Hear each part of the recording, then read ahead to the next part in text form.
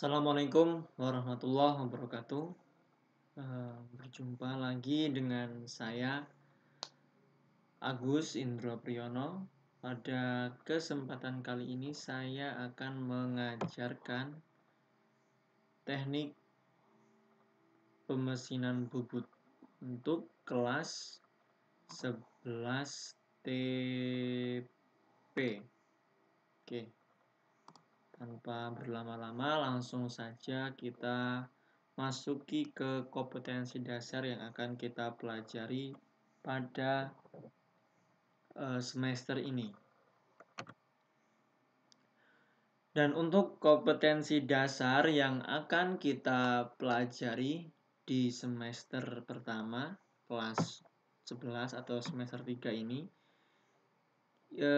kompetensi dasar yang pertama atau 3.1 adalah memahami bagian-bagian mesin bubut. Jadi nanti kita akan pelajari tentang bagian mesin bubut. Kemudian KD yang kedua adalah memahami handle-handle yang tersedia pada proses pembubutan.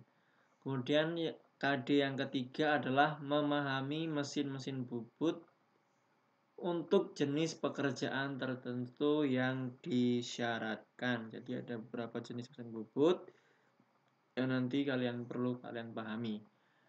Yang KD keempat adalah menggunakan kecepatan putaran mesin. Nah, ini nanti ada sedikit perhitungan yang perlu kalian lakukan agar kecepatan putaran mesinnya itu sesuai dengan bahan yang digunakan.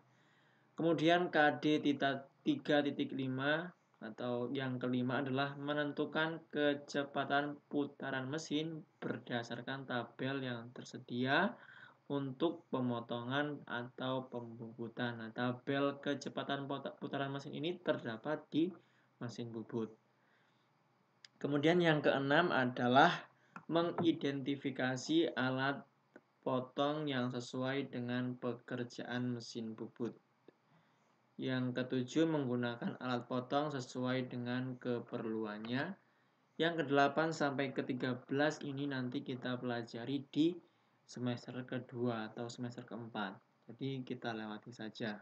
Untuk kalian bisa pahami, kalian bisa baca sendiri kompetensi dasar yang akan kalian pelajari di semester keempat. Nah, kita masuk ke materi yang pertama yaitu mesin bubut. Di sini ada sebuah gambar mesin bubut yang cukup kompleks ya. Mesin bubut ini cukup kompleks. Di sini ada handle, ada kepala lepas, ada kepala tetap, ada jak, ada tuas untuk mengatur kecepatan putaran potong mesin.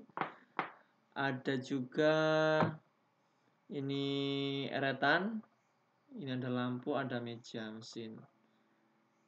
Oke, paham ya? Nanti kita sedikit jelaskan untuk bagian-bagian mesin. Ini secara umum gambaran mesin bubut yang baik atau yang sempurna itu seperti ini. Nah, kita masuk ke pengertian yang pertama yaitu pengertian mesin bubut itu sendiri. Nah, pada gambar di samping ini ada bubut yang bagian atas ini. Bubut ini adalah untuk membubut rata.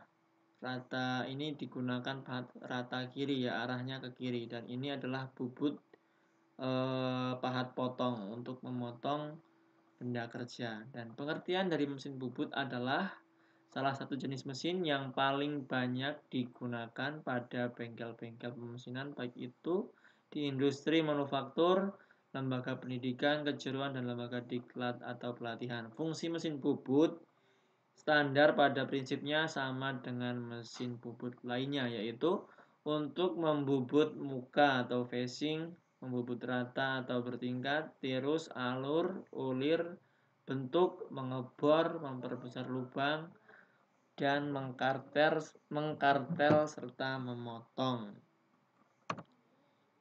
Nah, di sini ada bagian-bagian mesin bubut. Yang pertama ada headstock. Di sini ada gearbox untuk mengatur kecepatan putaran spindle-nya atau kepala tetapnya. Di sini ada jack. Di sini ada tool post untuk menaruh pahat yang digunakan. Di sini ada compound rest, ini eretan atas. Ada tailstock, ini kepala lepas. Bed ini meja mesin.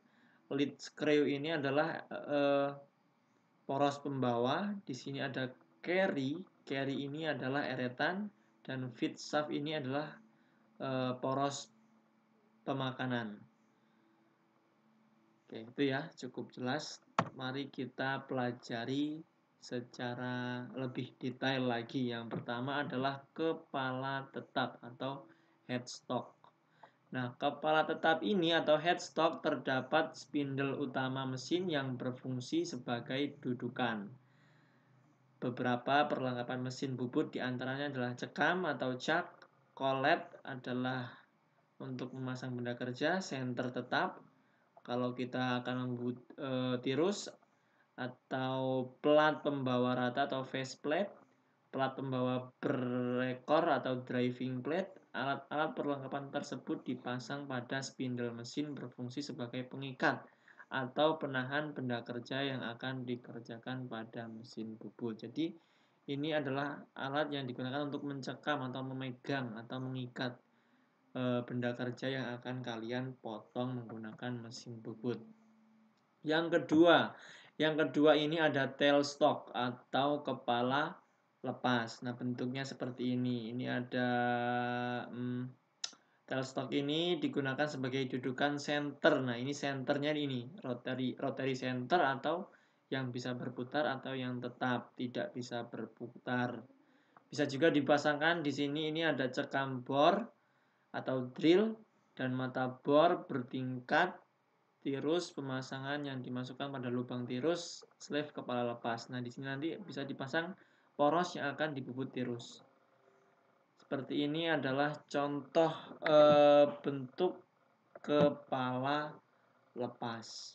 Nanti kalau untuk lebih jelasnya bisa kalian baca sendiri ya, karena kita terbatas waktu, jadi penjelasan yang saya jelaskan itu sedikit lebih cepat. Dan yang ketiga, ini alat-alat ini bagian-bagian mesin ini hanya bagian yang utama. Kalau lebih detailnya nanti bisa kalian pelajari sendiri. Nah, ini ada alas atau meja mesin bubut. Digunakan sebagai tempat dudukan kepala lepas, eretan, penyangga, diam atau steady rest, dan merupakan tumpuan gaya yang pemakanan pada waktu pembubutan. Jadi di sini digunakan juga untuk memasang eretan. Nah, yang keempat ini ada eretan. Kenapa gambarnya tidak ada ini gambarnya di sini? Eretan. Eretan ini ada yang pertama adalah eretan memanjang, yang kedua adalah eretan melintang, dan yang ketiga adalah eretan atas. Gimana? Kita langsung lihat ke gambarnya saja. Di sini ada gambar eretan atas dulu ya, ini atas, arahnya ke depan, ke kiri atau ke kanan. Ini eretan atas, ini tuas untuk mengatur arah atau mengarahkan ke kiri atau ke kanan. Di sini ada eretan melintang, tuasnya ini tuas eretan melintang, arahnya ke depan atau ke belakang. Dan di sini adalah eretan atau tuas untuk eretan memanjang. Ini biasanya digunakan untuk membubut rata. Nah, kalau ini yang eretan melintang ini biasanya digunakan untuk arah pembubutan muka atau facing. Itu ya, cukup jelas kira-kira. Nanti kalau ada pertanyaan bisa ditanyakan secara langsung. Oke. Sebenarnya ini masih belum selesai bagian-bagian mesin bubutnya, tapi karena waktu kita terbatas, sampai di sini dulu. Kita lanjutkan bagian mesin bubut di pertemuan selanjutnya. Silahkan dipelajari, tugasnya ini ada 5 soalnya, silahkan dikerjakan di buku tulis. Ketika sudah selesai, dikumpulkan, dikirimkan ke WA saya. Terima kasih. Saya akhiri, wassalamualaikum warahmatullahi wabarakatuh.